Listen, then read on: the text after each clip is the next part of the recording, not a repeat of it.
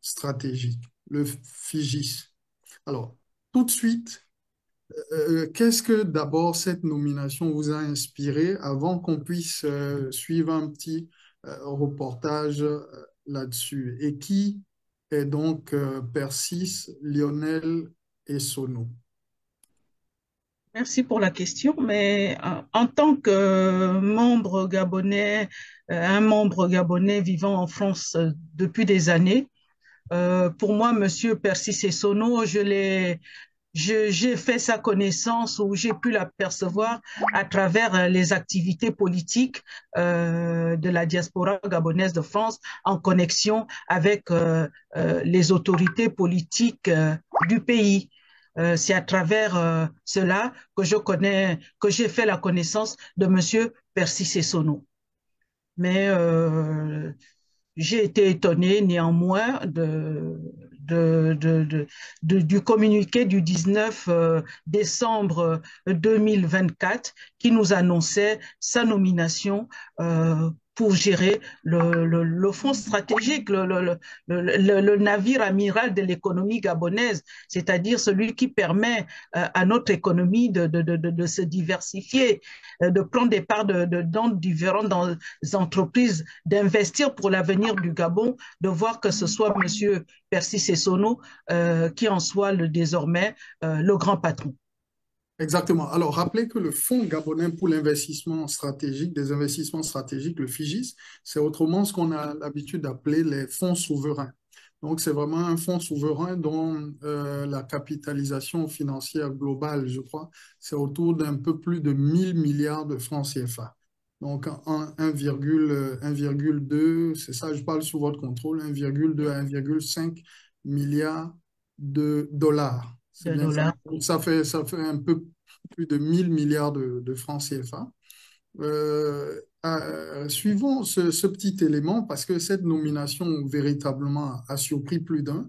Est-ce que M. Percy Sessono a les compétences techniques, les capacités managériales et morales pour pouvoir piloter, j'allais dire, le paquebot, vraiment le paquebot de l'économie gabonaise, qui est vraiment le fonds souverain, quand on sait que dans les pays nordiques comme la Norvège, ok, le Danemark, la Suède, ils sont très, très pointilleux et très attentifs sur la qualité du leadership à la tête de leur fonds souverain. Et quand on se retrouve avec le profil de Persis et Sono, il y a de quoi quand même s'en émouvoir. Je propose qu'on puisse suivre donc son... Un instant, avant même d'aller plus loin, disons, n'oubliez pas de préciser que 500 millions de dollars sont gérés directement par le FIGIS. Et n'oublions pas de dire non plus que l'équivalent du FIGIS, c'est un peu comme le fonds saoudien, que tout le monde connaît à travers le monde. Donc, c'est pas une Exactement. petite chose, c'est la force de frappe du Gabon, la force de frappe économique du Gabon en tant qu'État. Exactement, la force de frappe économique du Gabon en tant qu'État. Suivons donc cette entrée en fonction de M. Persis Lionel Essono et on va entrer dans le fond quant à cette nomination, ses limites, voire même ses avantages, si avantages il y a. Voilà, l'élément, on a pu retrouver l'élément de ça. Voilà, sa prise de fonction. OK, parfait. Tête du Fonds gabonais d'investissement stratégique à l'issue du Conseil des ministres du jeudi 19 décembre dernier, Percy Lionel Essono a officiellement pris ses fonctions. La cérémonie d'installation présidée par le secrétaire général du ministère de l'économie et des participations, Patrick Christian Ebé, s'est déroulée ce 26 décembre 2024 au siège de ce bras séculier de l'État en matière d'investissement. C'est en présence de quelques collaborateurs et du directeur général sortant, Stéphane Badinga, que Percy Lionel Essono s'est prêté à cet exercice républicain. Une cérémonie de passation de témoins qui a permis au nouveau patron du Fonds gabonais d'investissement stratégique de reconnaître le travail abattu par son prédécesseur, tout en fixant le cap pour la suite. En 14 mois, beaucoup de travail a été abattu. Et donc, avec le conseil d'administration, nous allons continuer à travailler, à réfléchir à la stratégie du fonds. Nous voulons effectivement acter notre stratégie sur trois facteurs. Il faut que les investissements soient stratégiques, qu'ils soient utiles pour le pays et qu'ils nous permettent effectivement de faire des rendements importants pour abonder le fonds pour les générations futures. Banquier d'affaires, Percy Lionel Essono, qui cumule 10 ans d'expérience dans le secteur bancaire, est un manager hors pair qui a notamment travaillé pour le compte de Nexus Capital Markets avant de parvenir au rang de Venture Partners Associates pour le fonds d'investissement Oralp Ambition Export. Percy Lionel Essono est également cofondateur d'une banque d'affaires spécialisée dans l'investissement transnational. Désormais à la tête du Fonds gabonais d'investissement stratégique, il devra donc désormais s'atteler à faire profiter au pays de son expertise conformément à la vision des plus hautes autorités. D'ores et déjà, le nouveau patron du Fonds gabonais d'investissement stratégique a indiqué qu'il entend compter pleinement sur ses équipes pour l'atteinte des objectifs assignés par les autorités. Alors, Madame Bendom, quand on voit un peu le parcours de l'homme, en quoi cette nomination pose problème? Ne sommes-nous pas là dans une erreur de casting? Est-ce que véritablement cette nomination participe de la restauration des institutions tant promises aux Gabonais? Écoutez, pour moi, on ne peut pas dire que sans tout simplement dans l'intérêt supérieur de la nation gabonaise, dans l'intérêt supérieur des biens de tout le peuple gabonais, parce que le FIGIS gère l'argent du Gabon. C'est pas l'argent de quiconque, c'est pas ni ce n'était l'argent de la famille Bongo, ni la richesse personnelle de Monsieur Oligui Nguema, ni la richesse personnelle de quiconque d'autre au Gabon. C'est l'argent de tous les Gabonais qui est géré à travers les différentes branches sous le FIGIS. Est-ce que M. Percy Essono était vraiment la personne qu'il fallait à ce poste-là? Ma réponse est non. Ma réponse est non. Pourquoi? Parce que on nous dit, selon le narratif préparé pour convaincre les Gabonais que M. Percy Essono est la bonne personne à cette place et que c'est vraiment quelque chose pour le Gabon, le renouveau du Gabon sous le régime militaire dirigé par M. Brice Clotaire Oligui Nguema. On nous parle de 10 ans d'expérience. Mais 10 ans d'expérience où? Monsieur Essono, s'il est honnête avec lui-même, il ne peut pas prétendre avoir 10 ans d'expérience en tant que banquier ou homme d'affaires. Banquier d'affaires, dit-il, oui. Donc déjà là, on est dans un mensonge. Monsieur Percy Essono, moi je l'ai connu ici en France, comme je vous l'ai dit tout à l'heure, il faut revenir pour bien cerner la personne. Monsieur Percy Essono était connu par beaucoup de Gabonais de France parce que officiellement, même s'il a été après mis un peu de côté par Madame Laurence Don, il était désigné comme étant en 2016 l'un des porte-parole de Monsieur Jean Ping avec Madame Mengemeye, que vous devez sûrement connaître. Une Gabonaise très introduite dans des milieux ici en France, et est arrivée dessus Madame Laurence Don, qui les a plus ou moins balayés et est devenue la figure de proue de la défense du vote de août 2016. Mais sinon, le porte-parole, c'était Monsieur Percy Essono. Et nous avons perdu M. Percy Essono en tant que membre de la diaspora. Là, j'en parle. On nous avait appris que autour de M. Ping devait se mettre un média pour accompagner cette contestation. Et c'est M. Percy Essono qui a été chargé de mettre ce média en place. On n'a jamais vu ce média. Après, M. Percy Essono s'est plus ou moins brouillé avec le clan Ping ou du côté de Ping. Et à un moment, nous avons appris dans la diaspora, parce que nous sommes tous Gabonais, on se parle quand même, on a appris qu'il allait faire des investissements, qu'il allait essayer d'aller investir maintenant en Centrafrique. Tout à fait. Ça, c'est ce que je sais de M. Percy Sessono. À quel moment? 2016, ça vous donne 10 ans d'expérience quand vous vous baladez comme ça? Pas du tout. Pas Voilà, du, voilà les bonnes questions. pas du tout. Mais l'autre question également qu'on peut se poser, c'est que quand on regarde effectivement le parcours et le profil technique de l'homme, contrairement à M. Stéphane Badinga Pitengou, qui était à la tête, qui l'a précédé à la tête du FIGIS, qui avait quand même beaucoup plus d'étoffe et de coffre, il venait de Citigroup. Percy et Sono, c'est véritablement un poids plume, quoi, un poids léger. Comment il se retrouve à la tête d'un si grand, d'une si grande structure que le FIGIS.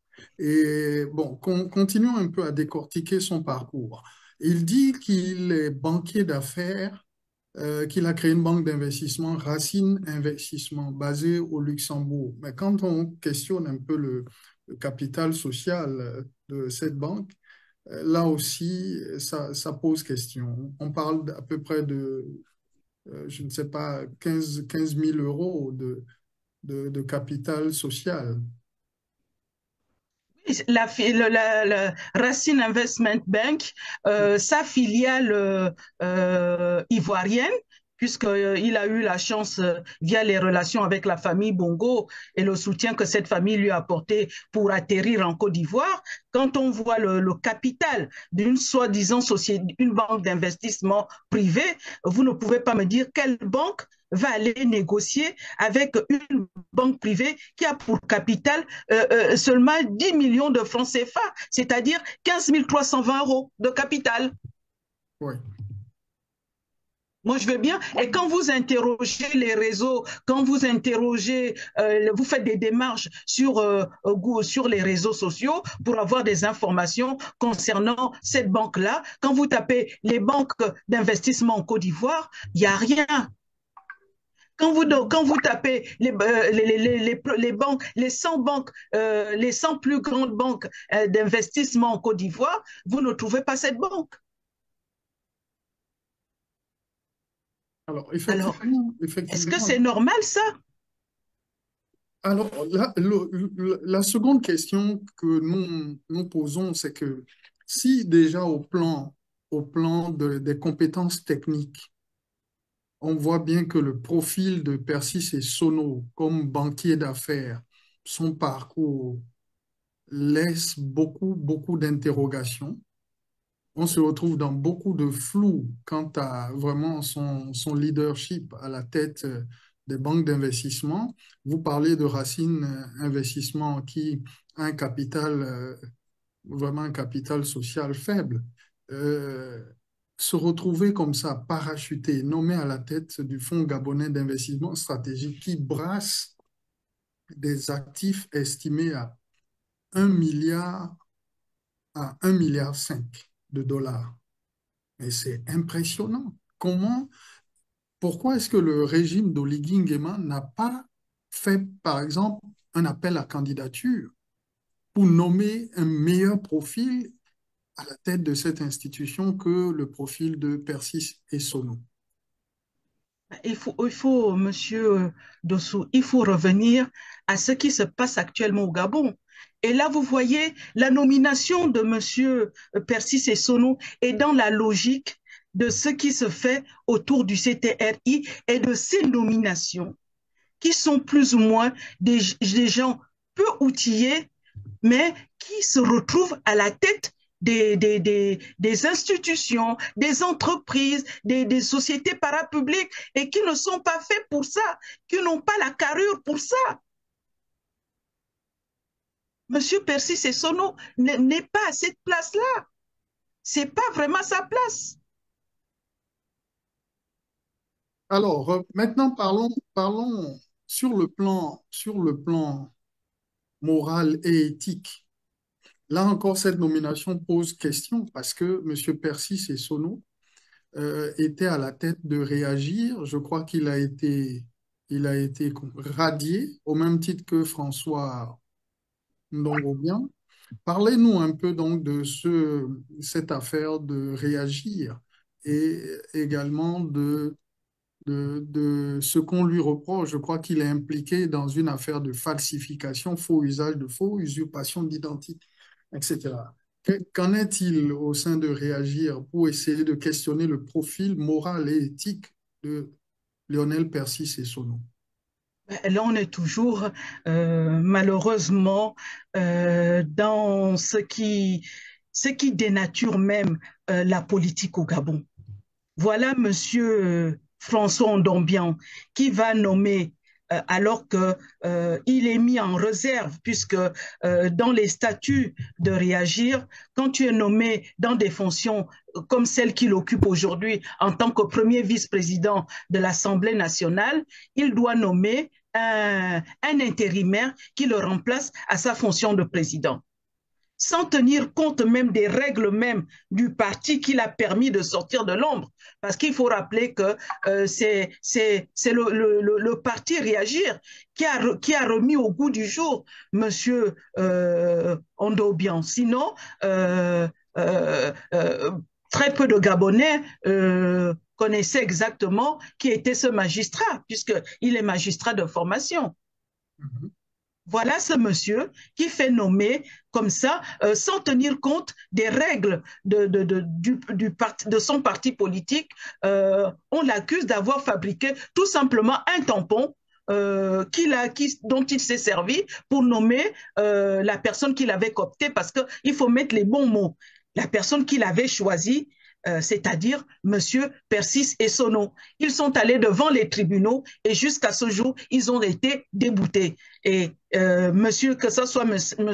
Persis Essono, que ce soit M. François Ndombian, aucun n'a eu gain de cause devant la justice gabonaise. Je veux bien qu'on vienne me porter plainte très certainement, mais jusqu'à preuve du contraire, les démarches entamées par M.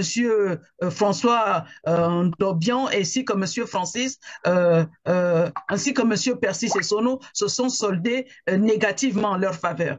Justement, là, on voit cet article-là donc de Top Info Gabon. On voit ici effectivement qu'en date du 12 décembre 2024, il y a eu effectivement une déroute judiciaire de Persis Essono suite donc à cette affaire du parti Réagir. Et donc, il avait été chassé de Réagir pour avoir falsifié les statuts de Réagir, avoir fait faux usage de faux, falsification d'identité. Alors, comment quelqu'un sur qui pèse au plan éthique et moral vraiment de si lourdes vraiment accusations et actes frauduleux se retrouve à la tête donc du Fonds gabonais d'investissement stratégique?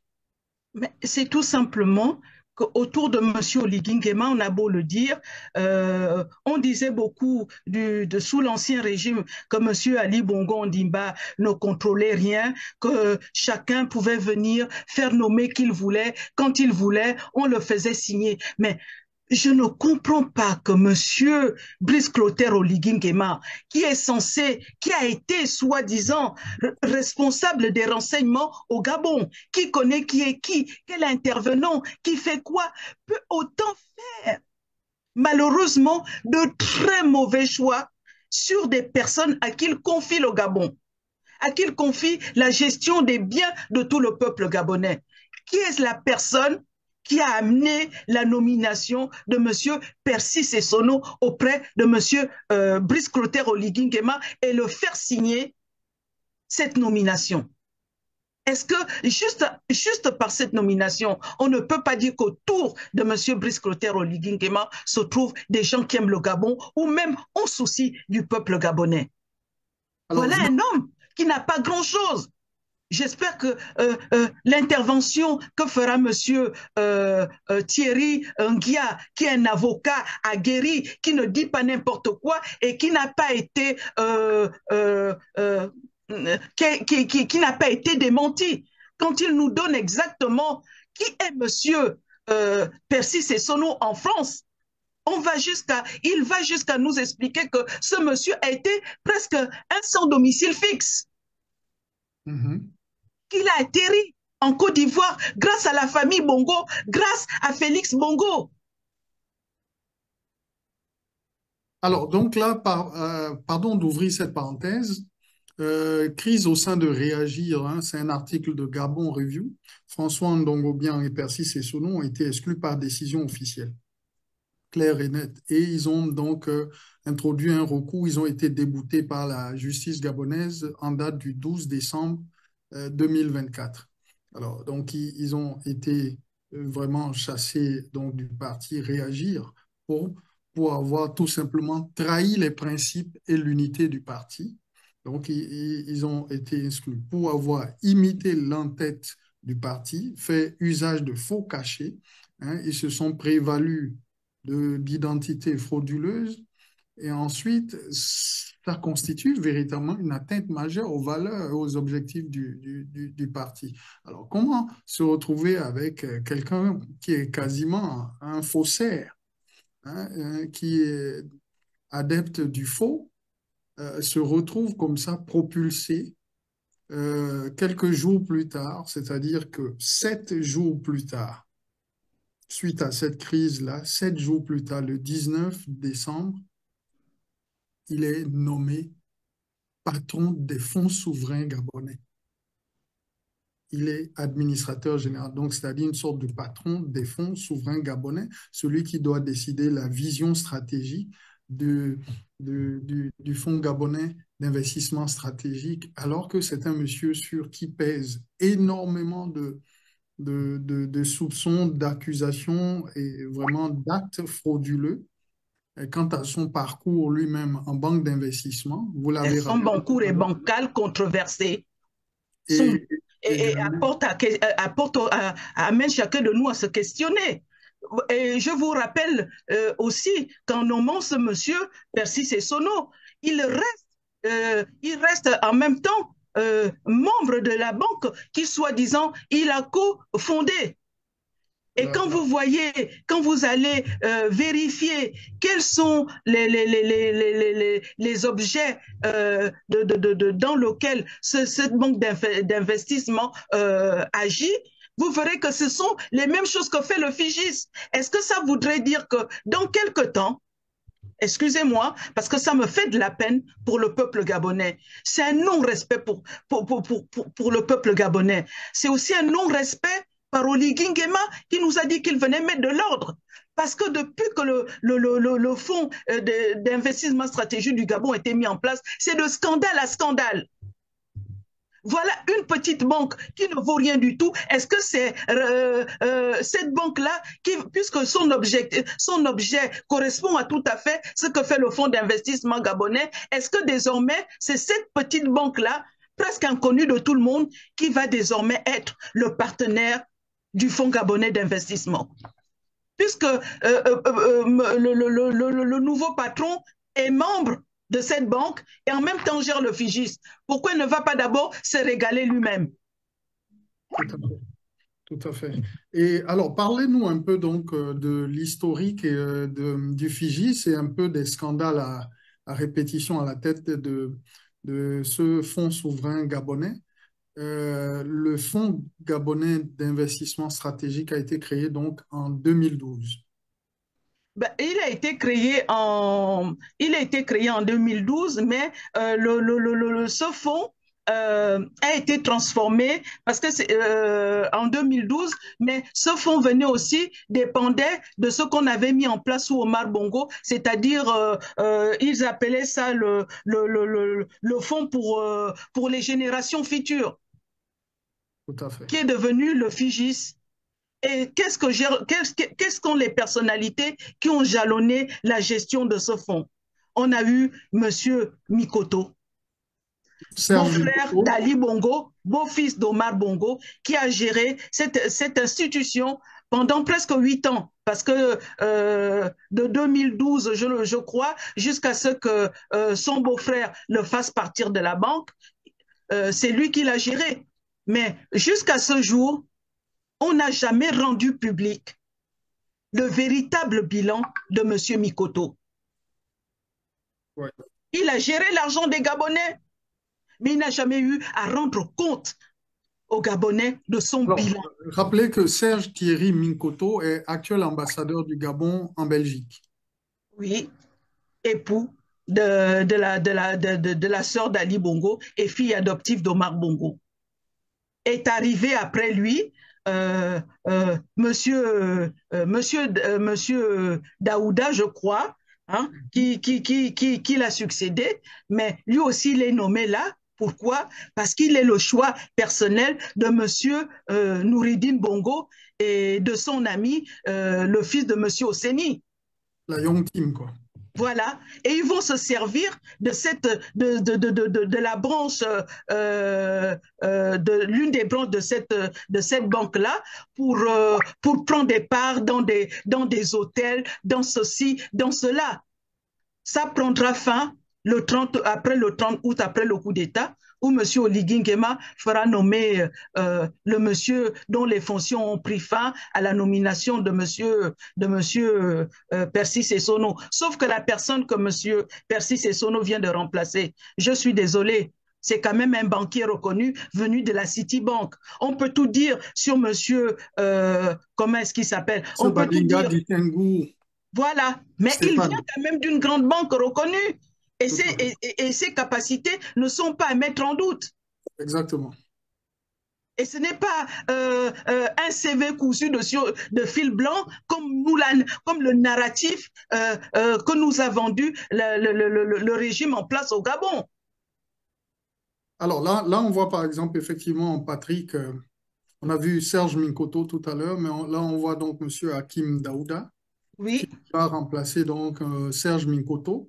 Oui. Qui va donc à l'ambassade du Gabon à Bruxelles. Et donc, alors, Hakim Daouda et par la suite, donc, M. Badinga, qui lui, vraiment, il vient du groupe de Citibank, qui est vraiment un banquier reconnu et chevronné, qui a une véritable expérience et du coffre technique et de l'expertise, contrairement à ce que laisse entendre vraiment le parcours de monsieur. Monsieur, ce jeune homme-là a le même parcours que le patron de la BGFI, qui lui aussi venait de la Citibank. On peut tout critiquer sur quelqu'un, mais il y a quand même des personnes qui ont des parcours traçables. Tout à fait, tout à fait. Alors, et qu'on peut suivre à la carte avec du sérieux. Ce n'est pas être diplômé, dire on a un master en ceci, on a un truc en cela, qui fait de vous un véritable banquier. On ne peut pas partir de la mise en place des médias jusqu'à devenir banquier du jour au lendemain.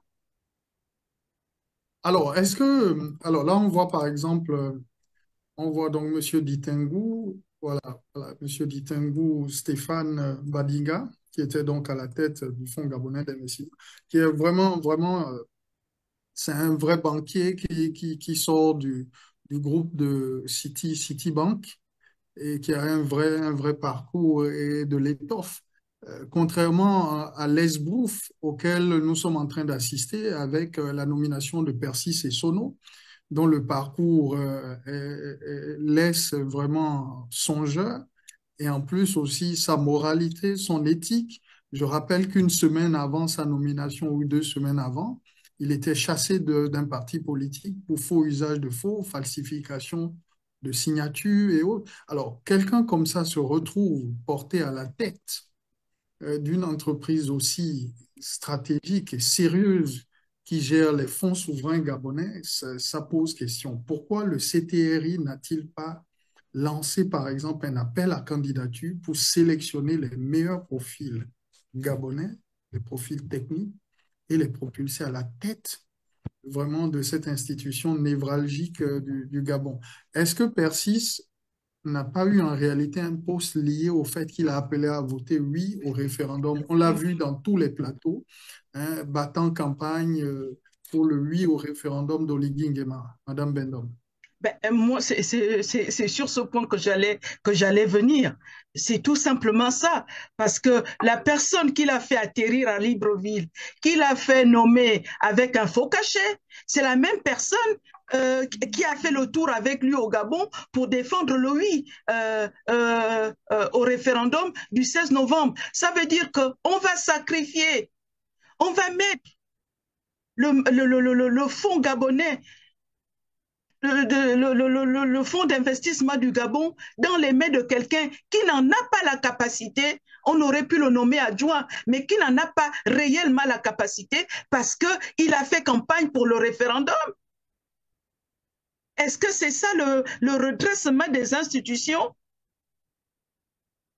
Est-ce que c'est ce genre de nomination fallacieuse et je dirais même de nomination indue qu'on attendait des militaires venus rendre la dignité au peuple gabonais et remettre en marche les institutions? Vous voyez bien qu'on est dans la contradiction. Là, on est dans le copain-coquin.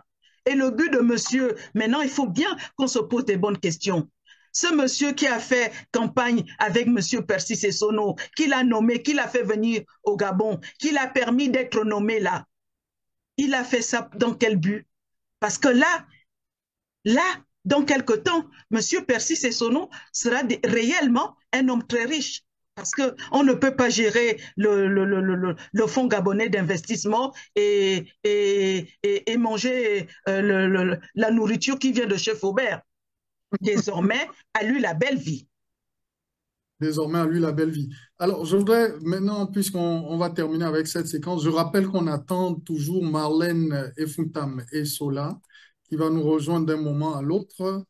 Mais monsieur Dossou, excusez-moi de vous couper, j'aurais quand même voulu, si vous aviez eu cette vidéo-là, qui apprend beaucoup aux Gabonais, peut-être que beaucoup de Gabonais n'ont pas vu l'interview de Gabon Media Time avec monsieur Arnaud Deka, donc dans lequel un avocat reconnu pour lequel monsieur Percy Sessono n'a pas porté plainte et qui nous dit exactement qui est monsieur Percy Sessono.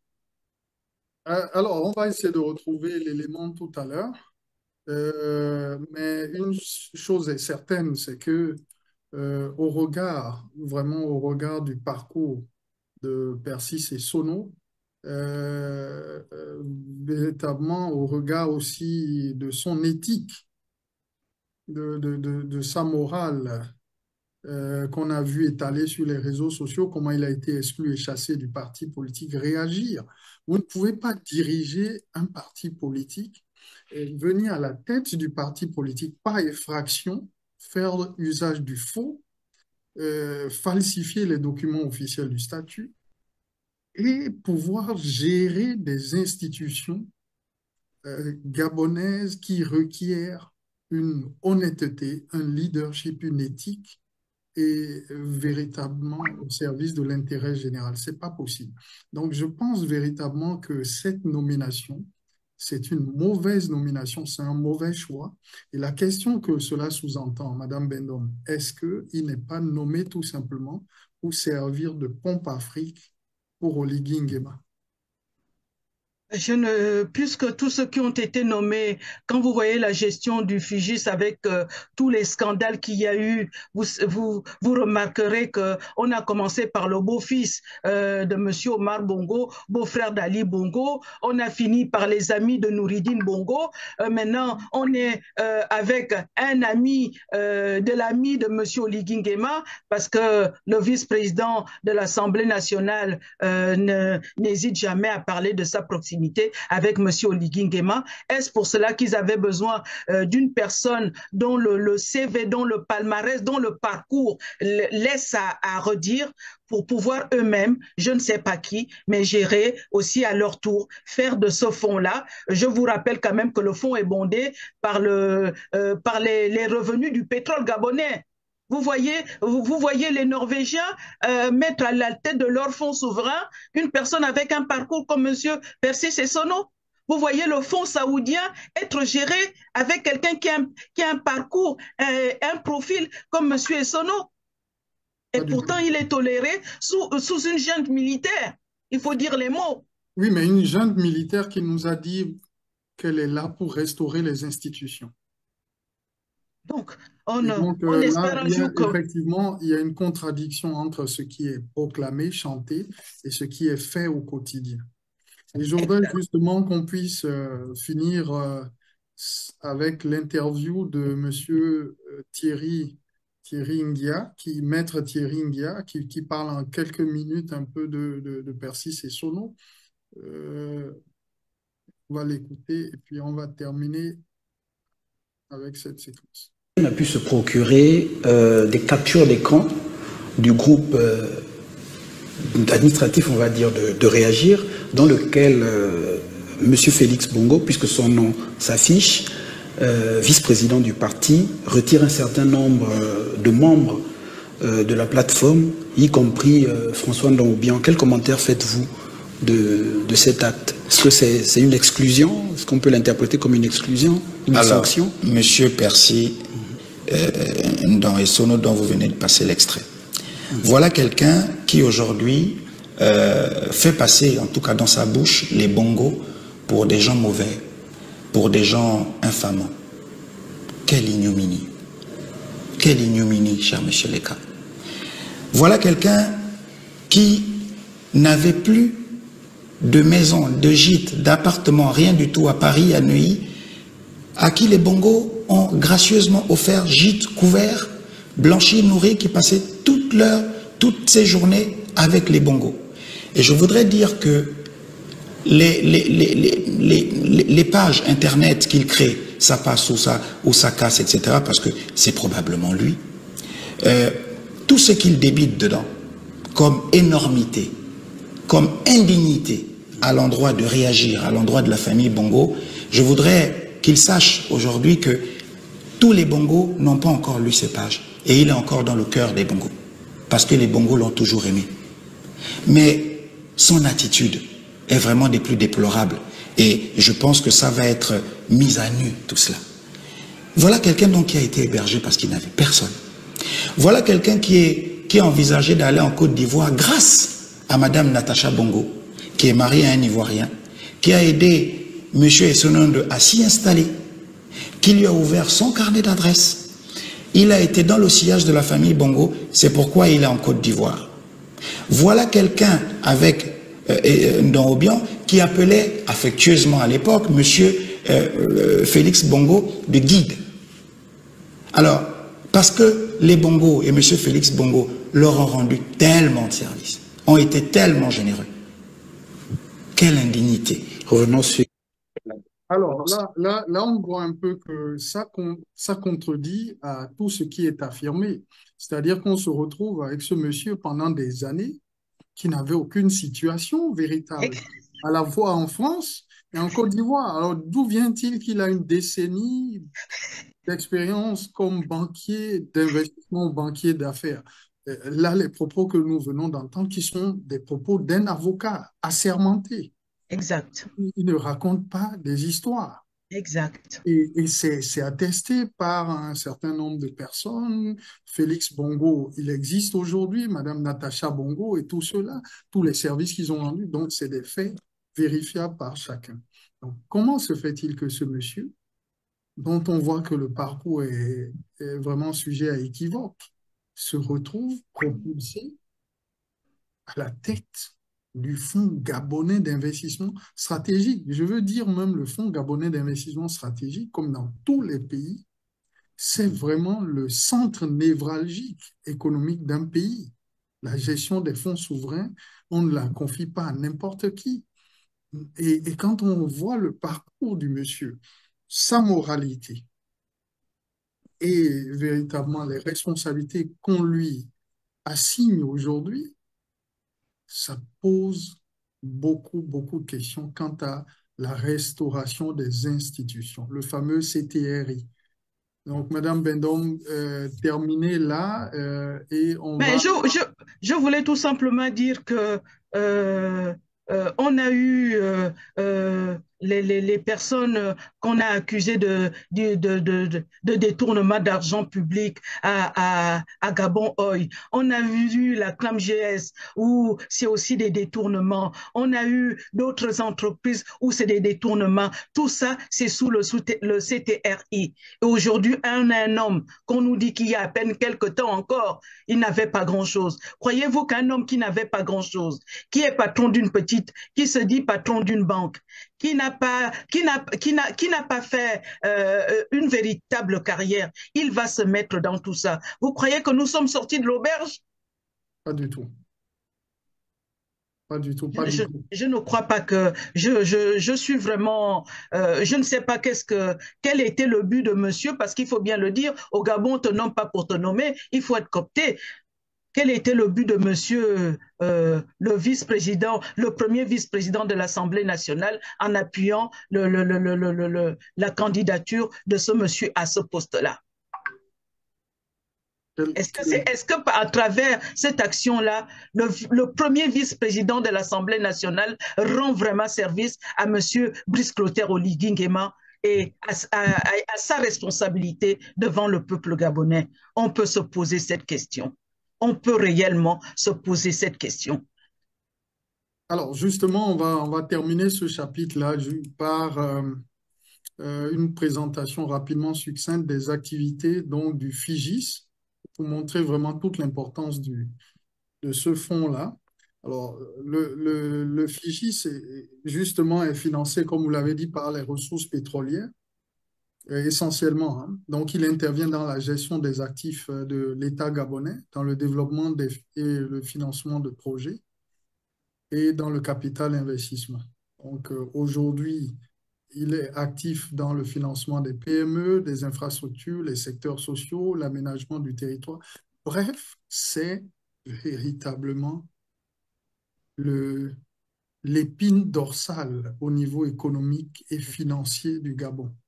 Vous voyez, c'est vraiment l'épine dorsale. Et quand on se retrouve avec une telle structure qui brasse une somme considérable d'actifs, de financement, d'argent, atterrir aux mains de quelqu'un qui a encore quelques mois, voire quelques années, il était quasiment sans domicile fixe en France.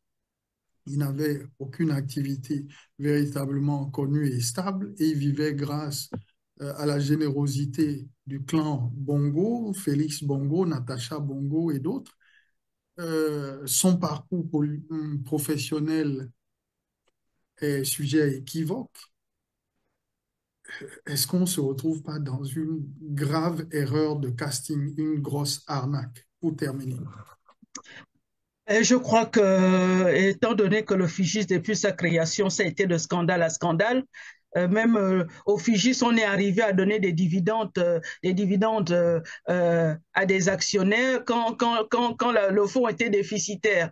Donc, on va continuer dans la même logique. Ceux qui ont placé ce monsieur à ce poste-là vont sûrement, parce qu'aujourd'hui au Gabon, on ne parle plus du partage du gâteau. On va dire, on est maintenant au partage du gibier, la silure par la tête et surtout, c'est notre tour de manger. Je crois que ça, pour moi, ça correspond la nomination de Monsieur Percy Sessono, que je ne dénie pas des qualités, mais j'estime que à ce niveau-là, ce n'est pas sa place. Va aussi peut-être à son tour, puisque c'est à leur tour de manger, il va sûrement aussi manger. Très bien, il va sûrement manger. Nous allons suivre